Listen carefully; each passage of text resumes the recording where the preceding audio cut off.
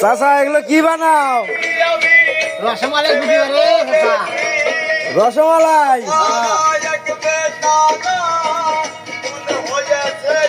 এটা রসমালাই, এটা কারিগরের হেল্পার, এটা জোনায়েদ হোস্টেল, দিনসেরা বাজার, মিষ্টি দই রসমালাই মামা। এখানে সব পদ আপনি আসবেন।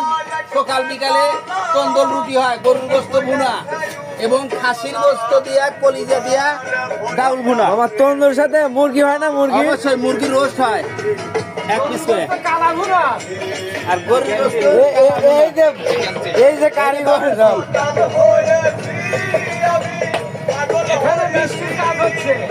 হ্যাঁ, কি হচ্ছে? মিষ্টি ওকে।